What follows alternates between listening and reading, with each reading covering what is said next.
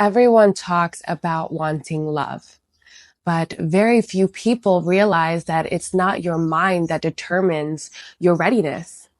It is your nervous system, neurologically, biologically, energetically. You can journal about love. You can visualize it. But if your body still associates love with unpredictability, abandonment, then what you're actually calibrated for is protection, not connection. The human nervous system isn't designed to chase your desires. It's designed to keep you alive.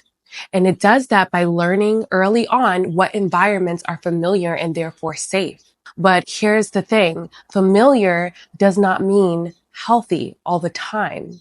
So if love in your early life was inconsistent, if affection came with strings attached, if your needs were too much or your presence too invisible, then your nervous system memorized that dynamic and coded it into your sense of normal. Not just emotionally, but structurally. The amygdala becomes sensitized to threat. The hippocampus stores a loop of emotional patterning. And the prefrontal cortex, which is responsible for decision making and trust, gets shaped around that blueprint.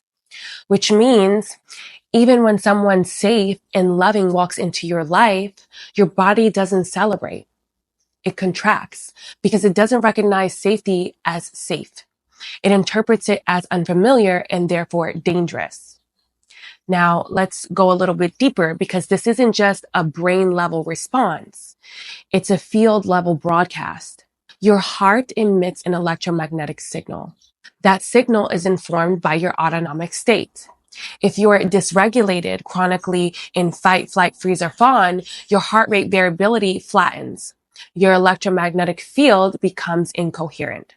So on a quantum level, you're not just thinking or speaking, you're transmitting. And the quantum field doesn't respond to what you say you want. It responds to the frequency of what you are. So when people say, why do I keep attracting unavailable partners? The answer isn't in your worth. It's in your wiring. You are unconsciously syncing with the frequency you know how to survive, not the one you long to experience. And here's the paradox that most people miss. It's not sabotage. It's protection. Your system is working. It just hasn't been updated. Healing isn't about forcing yourself to open your heart. It's about expanding your capacity to hold what's real without expecting the past. Because love isn't just a feeling. It's a physiological state of safety between two people. And until your system learns to trust that, every healthy relationship will feel like a threat to the very patterns that once kept you alive. So if you're doing the inner work and still feel like you're running in circles, stop asking what's wrong with me and maybe start asking, what has my body learned to expect?